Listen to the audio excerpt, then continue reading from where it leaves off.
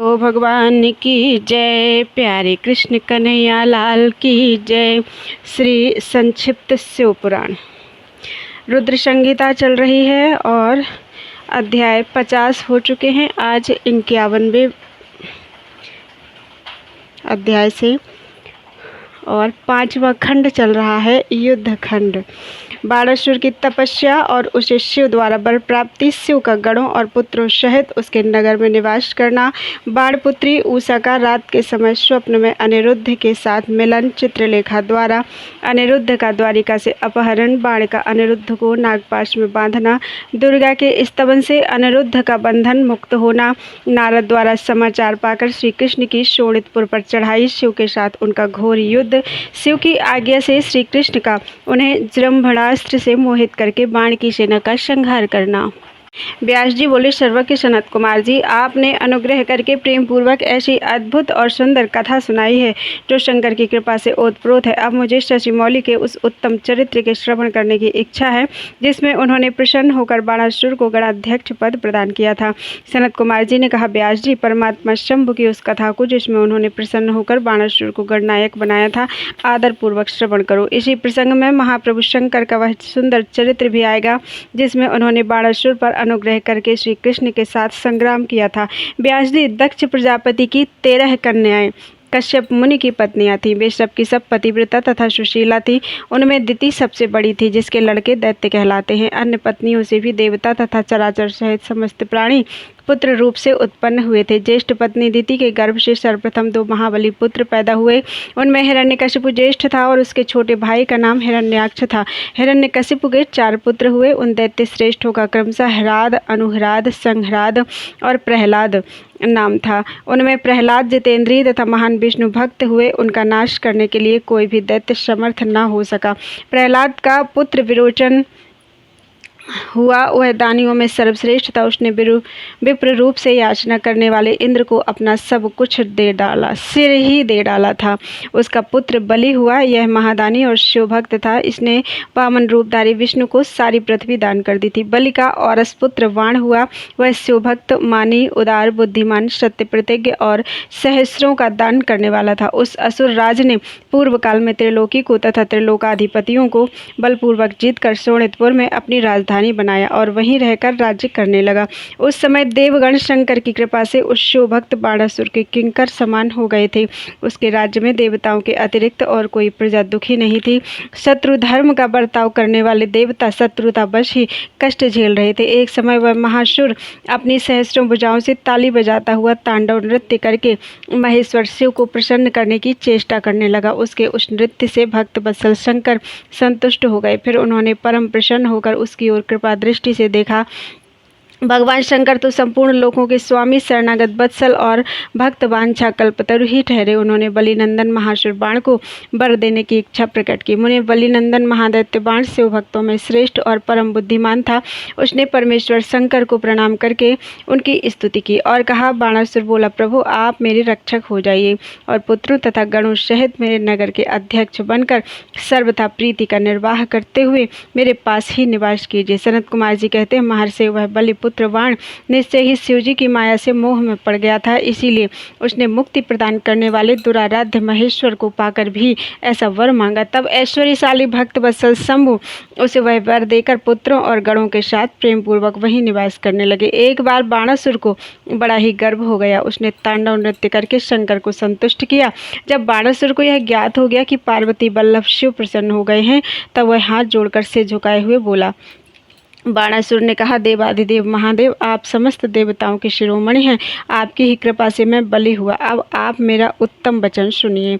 देव, आपने जो मुझे 1000 भुजाएं प्रदान की हैं, ये तो अब मुझे महान भार स्वरूप लग रही हैं, क्योंकि इस त्रिलोकी में मुझे आपके अतिरिक्त अपनी जोड़ का और कोई योद्धा ही नहीं मिला।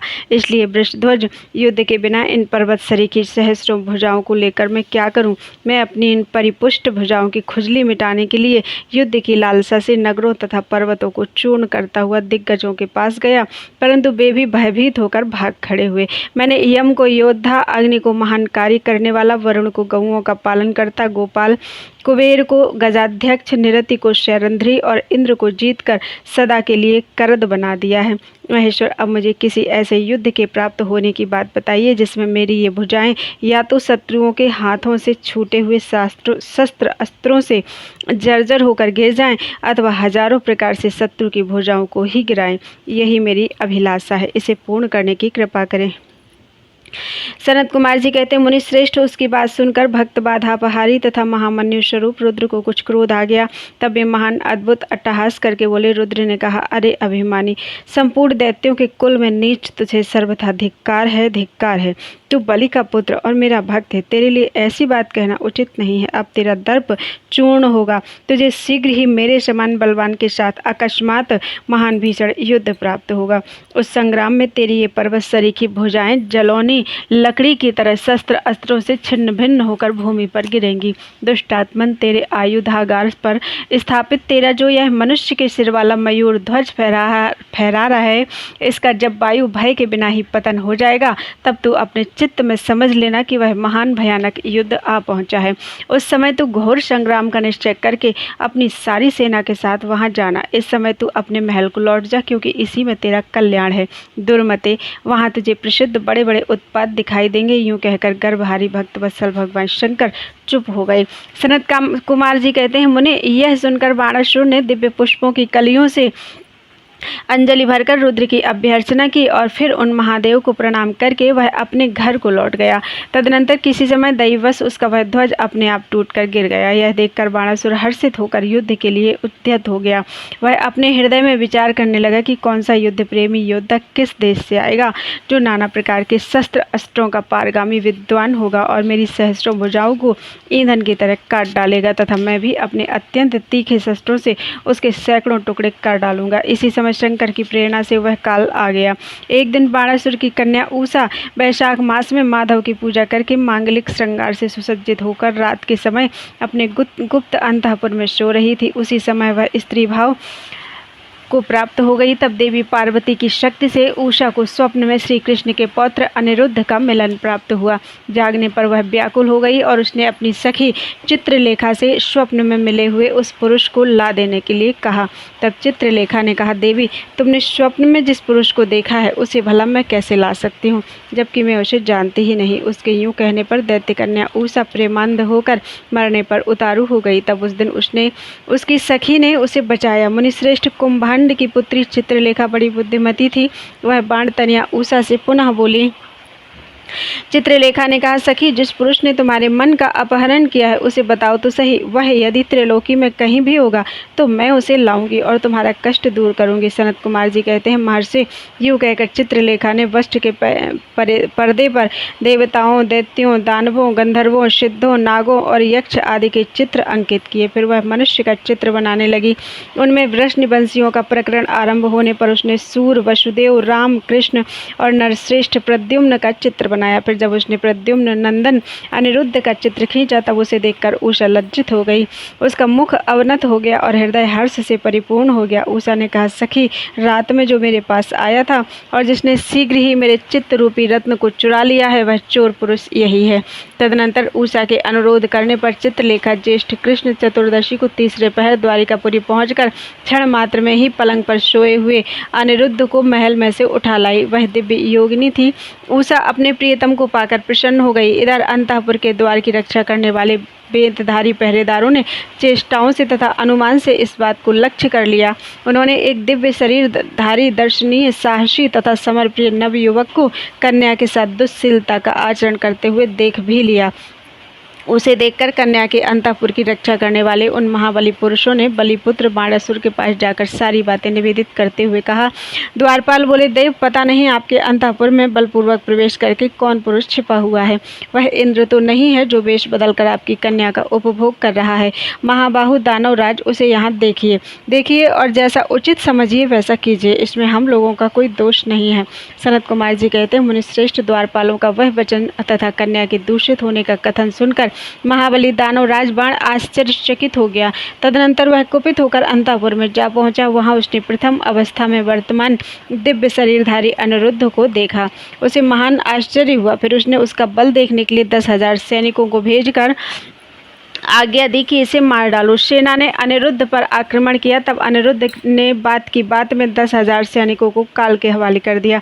फिर तो असंख्य सेना पर सेना आने लगी और अनिरुद्ध उन्हें काल का ग्रास बनाने लगा। तदनंतर उन्होंने बाणासुर का वध करने के लिए एक शक्ति हाथ में ली जो कालाग्नि के समान भयंकर थी। फिर उसी से रथ की बैठक में बैठे हुए बाणासुर पर प्रहार किया। उसकी गहरी चोट खाकर वीरवर बाण उसी क्षण घोड़ों सहित वहीं अंतर्धान हो गया। फिर महावीर बलिपुत्र बाणासुर ने, जो महान बल संपन्न तथा शिव भक्त था, छलपूर्वक नागपाश से अनिरुद्ध को बांध लिया। इस प्रकार उन्हें बांधकर और पिंजरे में कैद करके वह युद्ध से उपराम हो गया। तत्पश्चात बाण कुपित होकर महाबली सूतपुत्र से बोला। बाणासुर ने कहा, सूतपुत्र, घास फूस से ढके हुए अगाध कुएं में ढकेल कर इस पापी को मार डाल। अधिक क्या कहूँ, इसे सर्वथा मार ही डालना चाहिए। सनत कुमार जी कहते हैं, मुने उसकी यह बात सुनकर उत्तम मंत्रियों में श्रेष्ठ धर्म बुद्धि निशाचर कुंभांड ने बाणासुर से कहा। कुंभांड बोला, देव थोड़ा विचार तो कीजिए। मेरी समझ से तो यह कर्म करना उचित नहीं प्रतीत होता, क्योंकि इसके मारे जाने पर अपना आत्मा ही आहत हो जाएगा। पराक्रम में तो यह विष्णु के समान दिख रहा है। जान पड़ता है आप पर कुपित होकर चंद्रचूड़ ने अपने उत्तम तेज से इसे बढ़ा दिया है। साहस में यह शशि मौली की समानता कर रहा है, क्योंकि इस अवस्था को पहुंच जाने पर भी यह पुरुषार्थ पर ही डटा हुआ है। यह ऐसा बली है कि यद्यपि नाग इसे बलपूर्वक डस रहे हैं तो भी यह हम लोगों को तृणवत ही समझ रहा है। सनत कुमार जी कहते हैं, व्यास जी, दानव कुंभांड राजनीति के ज्ञाताओं में श्रेष्ठ था। वह बाण से ऐसा कहकर फिर अनिरुद्ध से कहने लगा। कुंभांड ने कहा, नराधम, अब तू वीरवर दैत्यराज की स्तुति कर और दीन वाणी से मैं हार गया यूं बारंबार कहकर उन्हें हाथ जोड़कर नमस्कार कर। ऐसा करने पर ही तू मुक्त हो सकता है, अन्यथा तुझे बंधन आदि का कष्ट भोगना पड़ेगा। उसकी बात सुनकर अनिरुद्ध उत्तर देते हुए बोले। अनिरुद्ध ने कहा, दुराचारी निशाचर, तुझे क्षत्रिय धर्म का ज्ञान नहीं है। अरे शूरवीर के लिए दीनता दिखाना और युद्ध से मुख मोड़कर भागना मरण से भी बढ़कर कष्टदायक होता है। मेरे विचार से तो विरुद्धाचरण कांटे की तरह चुभने वाला होता है। वीरमानी क्षत्रिय के लिए रणभूमि में सदा सम्मुख लड़ते हुए मरना ही श्रेयस्कर है। भूमि पर पड़कर हाथ जोड़े हुए दीन की तरह मरना कदापि नहीं। क्षत्रियस्य रणे श्रेयो मरणं सम्मुखे सदा, न वीरमानिनी भूमौ दीनस्यैव कृतांजलि। सनत कुमार जी कहते हैं, मुने, इस प्रकार अनिरुद्ध ने बहुत सी वीरता की बातें कहीं, जिन्हें सुनकर बाणासुर को महान विस्मय हुआ और उसे क्रोध भी आया। उसी समय समस्त वीरों के, अनिरुद्ध के और मंत्री कुंभांड के सुनते सुनते बाणासुर के आश्वासनार्थ आकाशवाणी हुई। आकाशवाणी ने कहा, महाबली बाण, तुम बलि के पुत्र हो, अतः थोड़ा विचार तो करो। परम बुद्धिमान शिवभक्त, तुम्हारे लिए क्रोध करना उचित नहीं है। शिव समस्त प्राणियों के ईश्वर हैं, कर्मों के साक्षी और परमेश्वर हैं। यह सारा चराचर जगत उन्हीं के अधीन है। वे ही सदा रजोगुण, सत्वगुण और तमोगुण का आश्रय लेकर ब्रह्मा, विष्णु और रुद्र रूप से लोगों की सृष्टि, भरण पोषण और संहार करते हैं। वे सर्वांतर्यामी, सर्वेश्वर, सबके प्रेरक, सर्वश्रेष्ठ, विकार रहित, अविनाशी, नित्य और मायाधीश होने पर भी निर्गुण हैं। बलि के श्रेष्ठ पुत्र, उनकी इच्छा से निर्बल को भी बलवान समझना चाहिए। महामते, मन में यूँ विचार कर स्वस्थ हो जाओ। नाना प्रकार की लीलाओं की रचने में निपुण भक्त वत्सल भगवान शंकर गर्व को मिटा देने वाले हैं। वे इस समय तुम्हारे गर्व को चूर कर देंगे। सनत कुमार जी कहते हैं, महामुनि, इतना कहकर आकाशवाणी बंद हो गई। तब उसके वचन को मानकर बाणासुर ने अनिरुद्ध का वध करने का विचार छोड़ दिया। तदनंतर विषैले नागों के पास से बंधे हुए अनिरुद्ध उसी क्षण दुर्गा का स्मरण करने लगे। अनिरुद्ध ने कहा, शरणागत वत्सले, आप यश प्रदान करने वाली हैं। आपका रोष बड़ा उग्र होता है। देवी, मैं नागपाश से बंधा हुआ हूँ और नागों की विष ज्वाला से संतप्त हो रहा हूँ, अतः शीघ्र पधारिए और मेरी रक्षा कीजिए। सनत कुमार जी कहते हैं, मुनीश्वर, जब अनिरुद्ध ने पिसे हुए काले कोयले के समान कृष्ण वर्ण वाली काली को इस प्रकार संतुष्ट किया, तब ज्येष्ठ कृष्ण चतुर्दशी की महारात्रि में वहाँ प्रकट हुई। उन्होंने उन सर्परूपी भयानक बाणों को भस्मसात करके अपने बलिष्ठ मुक्कों के आघात से उस नाग पंजर को विदीर्ण कर दिया। इस प्रकार दुर्गा ने अनिरुद्ध को बंधन मुक्त करके उन्हें पुनः अंतपुर में पहुंचा दिया और स्वयं वहीं अंतर्धान हो गई। इस प्रकार शिव जी की शक्ति स्वरूपा देवी की कृपा से अनिरुद्ध कष्ट से छूट गए। उनकी सारी व्यथा मिट गई और वे सुखी हो गए। तदनंतर प्रद्युम्न नंदन अनिरुद्ध शिव शक्ति के प्रताप से विजयी होकर अपनी प्रिया बाण तनया को पाकर परम हर्षित हुए और अपनी प्रियतमा उस उषा के साथ पूर्व सुखपूर्वक विहार करने लगे।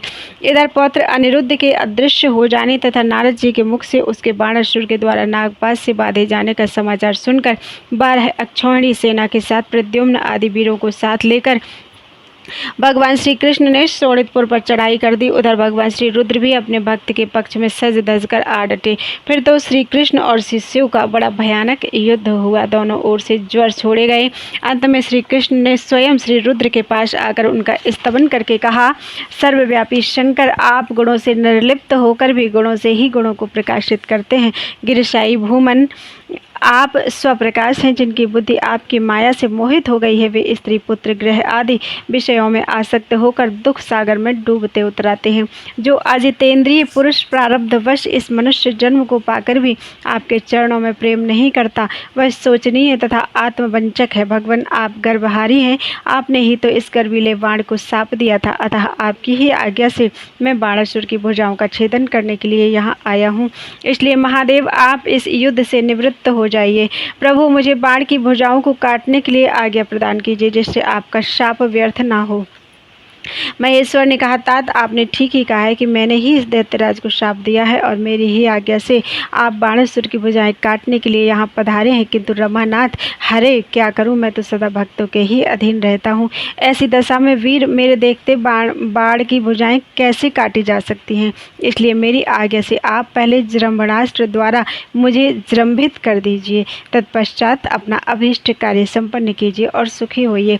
सनत कुमार जी कहते हैं, मुनीश्वर शंकर जी के यूँ कहने पर सारंगपाणी श्रीहरि को महान विस्मय हुआ।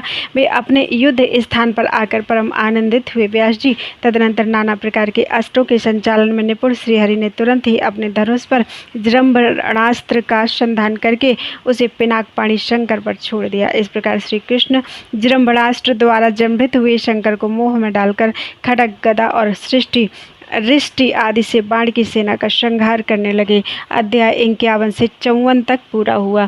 बोलो वृंदावन बिहारी लाल की जय।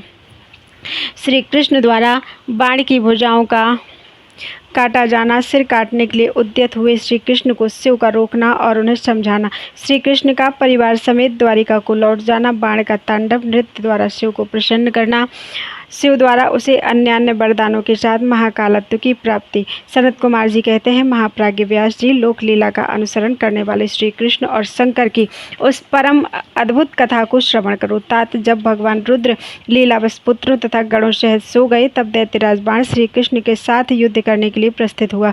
उस समय कुंभंड उसके अश्वों की बागडोर संभाले हुए था और वह नाना प्रकार के शस्त्रास्त्रों से सज्जित था। फिर वह महाबली बलिपुत्र भीषण युद्ध करने लगा। इस प्रकार उन दोनों में चिरकाल तक बड़ा घोर संग्राम होता रहा।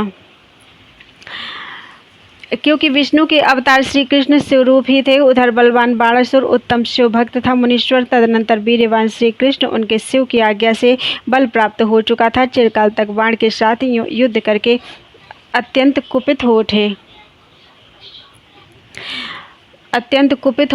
तब शत्रु वीरों का संहार करने वाले भगवान श्री कृष्ण ने शंभु के आदेश से शीघ्र ही सुदर्शन चक्र द्वारा बाण की बहुत सी भुजाओं को काट डाला। अंत में उसकी अत्यंत सुंदर 4 भुजाएं ही अवशेष रह गईं और शंकर की कृपा से शीघ्र ही उसकी व्यथा भी मिट गई। जब बाण की स्मृति लुप्त हो गई और वीर भाव को प्राप्त हुए श्री कृष्ण उसका सिर काट लेने के लिए उद्यत हुए, तब शंकर जी मोह निद्रा को त्याग कर उठ खड़े हुए और बोले। रुद्र ने कहा, देवकी नंदन, आप तो सदा से मेरी आज्ञा का पालन करते आए हैं। भगवान, मैंने पहले आपको जिस काम के लिए आज्ञा दी थी वह तो आपने पूरा कर दिया। अब बाण का शिरच्छेदन मत कीजिए और सुदर्शन चक्र को लौटा लीजिए। मेरी आज्ञा से यह चक्र सदा मेरे भक्तों पर अमोघ रहा है। गोविंद, मैंने पहले ही आपको युद्ध में अनिवार्य चक्र और जय प्रदान की थी। अब आप इस युद्ध से निवृत्त हो जाइए। लक्ष्मी, इस पूर्व काल में भी तो आपने मेरी आज्ञा के बिना दधीच, बीरबल, रावण और तारकाक्ष आदि के पुरों पर चक्र का प्रयोग नहीं किया था। जनार्दन, आप तो योगीश्वर, साक्षात परमात्मा और संपूर्ण प्राणियों के हित में रत रहने वाले हैं। आप स्वयं ही अपने मन से विचार कीजिए। मैंने इसे वर दे रखा है कि तुझे मृत्यु का भय नहीं होगा। मेरा वह वचन सदा सत्य होना चाहिए। मैं आप पर प्रसन्न हूँ। हरे, बहुत दिन पूर्व यह गर्भ से भरकर उन्मत्त हो उठा और अपने आप को भूल गया था। तब अपनी भुजाएं खुजलाता हुआ यह मेरे पास पहुंचा और बोला, मेरे साथ युद्ध कीजिए। तब मैंने इसे साप देते हुए कहा, थोड़े ही समय में तेरी भुजाओं का छेदन करने वाला आएगा, तब तेरा सारा गर्भ गल जाएगा। बाण की ओर देखकर कहा, मेरी ही आज्ञा से तेरी भुजाओं को काटने वाले ये श्रीहरि आए हैं। फिर श्री कृष्ण से, अब आप युद्ध बंद कर दीजिए और वर वधू को साथ ले जाइए, अपने घर को लौट जाइए। यूँ कहकर महेश्वर ने उन दोनों से मित्रता करा दी और उनकी आज्ञा लेकर वे पुत्रों और गणों के साथ अपने निवास स्थान को चले गए। सनत कुमार जी कहते हैं, मुनि शंभु का कथन सुनकर अक्षत शरीर वाले श्री कृष्ण ने सुदर्शन को लौटा लिया और विजयश्री से सुशोभित होकर वे बाणासुर के अंतःपुर में पधारे। वहां उन्होंने उषा सहित अनिरुद्ध को आश्वासन दिया और बाण द्वारा दिए गए अनेक प्रकार के रत्न समूहों को ग्रहण किया। उषा की सखी परम योगिनी चित्रलेखा को पाकर तो श्री कृष्ण को महान हर्ष हुआ। इस प्रकार शिव के आदेश अनुसार जब उनका सारा कार्य पूर्ण हो गया, तब वे श्रीहरि हृदय से शंकर को प्रणाम कर और बलिपुत्र बाणासुर की आज्ञा लेकर परिवार समेत अपनी पुरी को लौट गए। द्वारिका में पहुंचकर उन्होंने गरुण को विदा कर दिया। फिर हर्षपूर्वक मित्रों से मिले और स्वेच्छानुसार आचरण करने लगे। इधर नंदीश्वर ने बाणासुर को समझाकर यह कहा, भक्त शार्दूल, तुम बारंबार शिव जी का स्मरण करो, वे भक्तों पर अनुकंपा करने वाले हैं। अतः उन आदिगुरु शंकर में मन समाहित करके नित्य उनका महोत्सव करो। तब द्वेष रहित हुआ महामनस्वी बाण नंदी के कहने से धैर्य धारण करके तुरंत ही शिव स्थान को गया। वहां पहुंचकर उसने नाना प्रकार के स्तोत्रों द्वारा शिव जी की स्तुति की और उन्हें प्रणाम किया। फिर वह पादों से ठुमकी लगाते हुए, हाथों को घुमाते हुए नाना प्रकार के आलीढ़ और प्रत्यालीढ़ आदि प्रमुख स्थानकों द्वारा सुशोभित नृत्यों में प्रधान तांडव नृत्य करने लगा। उस समय वह हजारों प्रकार से मुख द्वारा बाजा बजा रहा था और बीच बीच में भौहों को मटकाकर तथा सिर को कपाकर सहस्रों प्रकार के भाव भी प्रकट करता जाता था। इस प्रकार नृत्य में मस्त हुए महाभक्त बाणासुर ने महान नृत्य करके नतमस्तक होकर त्रिशूलधारी चंद्रशेखर भगवान रुद्र को प्रसन्न कर लिया। तब नाच गान के प्रेमी भक्त वत्सल भगवान हर्षित होकर बाण से बोले। रुद्र ने कहा, बलिपुत्र प्यारे बाण, तेरे नृत्य से मैं संतुष्ट हो गया हूँ, अतः दैत्येंद्र तेरे मन में जो अभिलाषा हो उसके अनुरूप वर मांग ले। सनत कुमार जी कहते हैं, मुने शंभु की बात सुनकर दैत्यराज बाण ने इस प्रकार वर मांगा, मेरे घाव भर जाएं, बाहु युद्ध की क्षमता बनी रहे, मुझे अक्षय गणनायकत्व प्राप्त हो, शोणितपुर में उषा पुत्र अर्थात मेरे दौहित्र का राज्य हो, देवताओं से तथा विशेष करके विष्णु से मेरा बैर भाव मिट जाए, मुझ में रजोगुण और तमोगुण से युक्त दूषित दैत्य भाव का पुनः उदय न हो, मुझ में सदा निर्विकार शंभु भक्ति बनी रहे और शिव भक्तों पर मेरा स्नेह और समस्त प्राणियों पर दया भाव बना रहे। यूँ शंभु से वरदान मांगकर बलिपुत्र महासुर बाण अंजलि बांधे रुद्र की स्तुति करने लगा। उस समय उनके नेत्रों में प्रेम के आंसू छलक आए। तदनंतर जिनके सारे अंग प्रेम से प्रफुल्लित हो उठे थे, वह बलिनंदन बाणासुर महेश्वर को प्रणाम करके मौन हो गया। अपने भक्त बाण की प्रार्थना सुनकर भगवान शंकर, तुझे सब कुछ प्राप्त हो जाएगा, यूं कहकर वहीं अंतर्धान हो गए। तब शंभु कृपा से महाकाल को प्राप्त हुआ रुद्र का अनुचर बाण परमानंद में निमग्न हो गया। व्यास जी, इस प्रकार मैंने संपूर्ण भुवनों में नित्य क्रीड़ा करने वाले समस्त गुरुजनों के भी सद्गुरु शूलपाणी भगवान शंकर का बाण विषयक चरित्र, जो परम उत्तम है, कर्णप्रिय मधुर वचनों द्वारा तुमसे वर्णन कर दिया। अध्याय 55 से 56 पूरा हुआ। बोलो वृंदावन बिहारी लाल की जय।